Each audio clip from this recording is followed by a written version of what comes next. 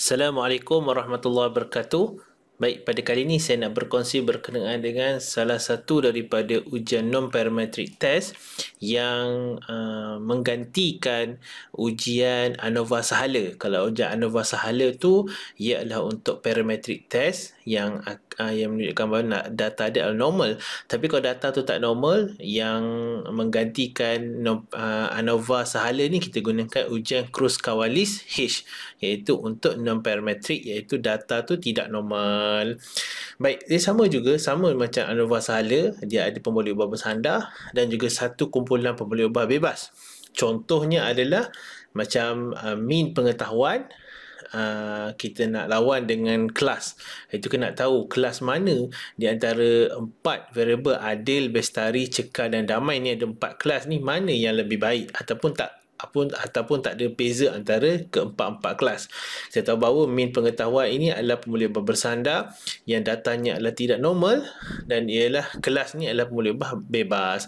So kita pergi kepada SPSS untuk kita lihat macam mana kita nak buat ujian Kruskal-Wallis H. Baik, ini adalah paparan SPSS yang telah saya masukkan data.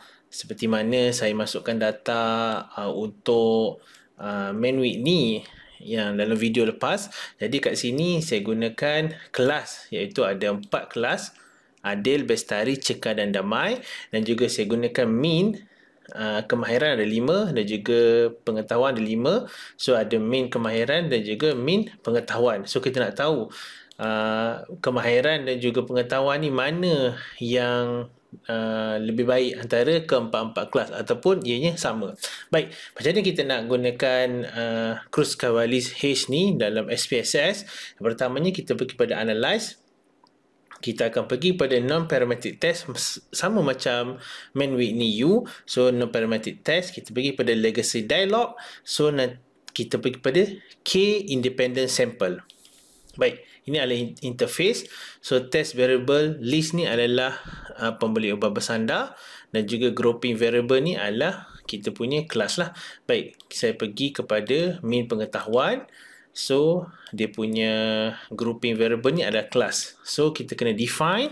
Bila kita define, minimum 1 lah. Maknanya kita ada 4 kelas. So yang paling kecil adalah 1, yang paling besar adalah 4. So kita continue. So kita pergi kepada option, kita pilih descriptive, exclude cases test by test, continue. So kita test type, kita pilih Kruskal-Wallis H. Kita OK. Baik, kita dapat kepada dia punya interface ataupun paparan untuk output. Kita tengok kat sini, inilah pengetahuan.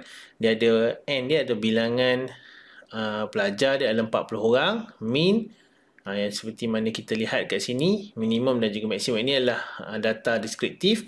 Ini adalah dia punya data mean pengetahuan mengikut pada kelas, ikut pada mean rank. Kelas Adil 21.85, Bestari 20.8, Cekar 22.8, Damai 16.55. Kita tengok kat sini, adakah yang ada perbezaan di antara 4 kelas terhadap mean pengetahuan. So nak tahu macam kita nak tahu antara keempat-empat ni, kita tengok pada test statistik. So kita lihat kepada assumption significant. Kalau kita lihat kat sini, nilai dia adalah 0.635. So nilai dia lebih daripada significant value, iaitu 0.05. Jadi H null ini diterima. Jadi kita boleh lihat bahawa ianya tidak ada perbezaan yang signifikan di antara mean pengetahuan terhadap kelas keempat-empat kelas. Maknanya keempat-empat kelas tak ada beza lah berdasarkan kepada mean pengetahuan. So kita cuba lagi satu, ialah mean untuk kemahiran. So kita tekan saja analyze. Kita pergi kepada non-parametric test, legacy dialog, dan kita pergi pada K independent sample. Kita tukar pengetahuan kepada kemahiran. Lain tak payah ubah sebab ia sama. So kita OK. So kita lihat balik kat sini. Ini adalah deskriptif statistik. Ini adalah nilai untuk rank. Adil 15.95, Bestari 28.95, Cekal 15.95 dan Damai 21.15. So adakah yang berbeza? Kita lihat pada test statistik. So kita lihat bahawa assumption significant ni menunjukkan bahawa ianya kurang daripada significant value P kurang daripada 0.05. Jadi kat sini kita dapat lihat bahawa H0 ini ditolak, menunjukkan bahawa ianya terdapat perbezaan yang signifikan di antara min kemahiran dan juga keempat-empat kelas. Tetapi macam mana kita nak tahu? Kita tahu bahawa ianya ada perbezaan, maknanya Adil, Bestari, Cekal, Damai ni dia ada beza. Maknanya mungkin ada antara mereka ni lebih baik di antara satu sama lain. Tapi kelas mana yang lebih baik?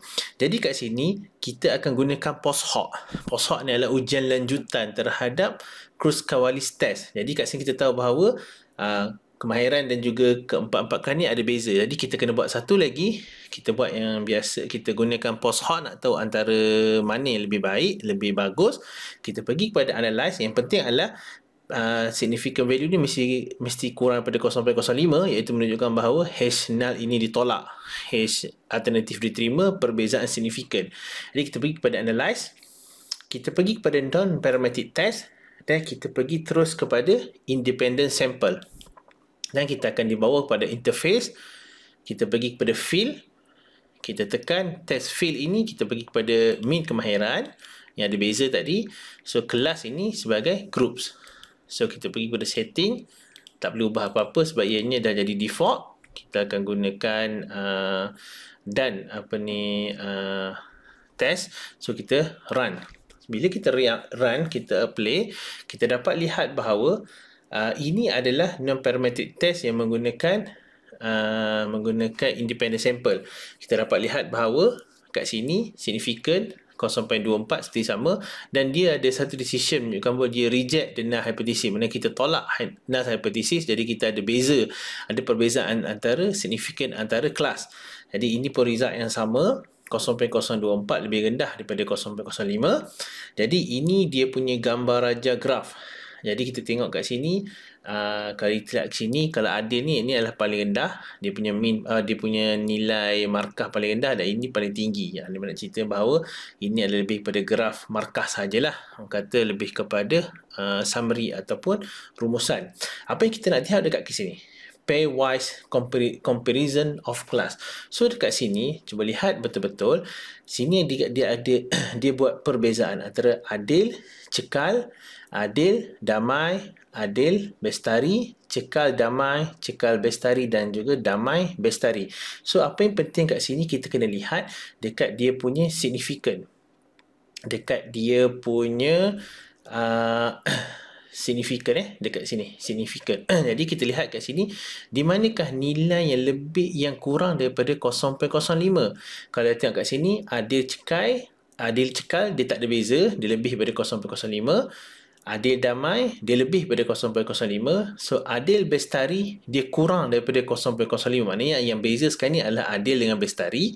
Tapi mana yang lebih baik, Adil ataupun baik Bestari? So kita hold dulu. Maknanya kita tahu bahawa Adil dan Bestari ada beza. Maknanya Adil dan Bestari ni ada beza. Antara Adil dan Bestari, mungkin Adil lebih baik ataupun Bestari lebih baik. So kalau Cekal dan Damai ini tak ada beza sebab dia lebih pada 0.05. Cekal dan juga Bestari pun ada beza. Maknanya 0.08. Dia kurang daripada 0.05, jadi ada beza. Tak tahu mana satu, Bestari ataupun Cekal lebih baik. So untuk Damai dan Bestari tidak beza. So kita tahu bahawa yang beza di antara yang ada signifikan, ada perbezaan ni adalah antara Adil dan juga Bestari. Satu lagi adalah Cekal dan juga Bestari. So kita lihat, apa yang kita lihat? Kita lihat kepada min rank dia ataupun dia punya pangkat dia. So apa yang kita nak tengok kat sini, dia berikan satu gambar rajah. Gambar rajah ini menunjukkan bahawa Bestari 28.95 ni markah yang paling tinggi, min rank dia. So yang beza dia adalah antara Bestari dan juga Adil. Kita tahu bahawa kalau lihat kat sini, Bestari lebih baik pada Adil berkenaan dengan kemahiran. Kelas Bestari lebih baik daripada kelas Cekal sebab dia ada perbezaan, so dia lebih baik sebab dia lagi tinggi. Tetapi Bestari yang Damai ni dia tak ada beza sebab dia lebih kurang, dia lebih pada 0.05, jadi dia tak ada beza. Jadi kat sini yang kalau kita lihat secara kasarnya, kita lihat bahawa Bestari ni lebih baik daripada kelas adil dan juga kelas cekal. Tetapi antara adil, cekal dan juga damai di antara mereka bertiga ni, dia tidak ada perbezaan yang signifikan. Maksudnya tak ada beza lah. Cuma yang kita boleh nampak perbezaan dia adalah bestari terhadap adil dan juga bestari terhadap cekal. Itu sahaja berkenaan dengan analisis Kruskal-Wallis. Saya cuba ulang. Ujian Kruskal-Wallis ini yang pertama ialah non-parametric test. Ujian non-parametric yang menggantikan ujian ANOVA Sahala iaitu parametric test.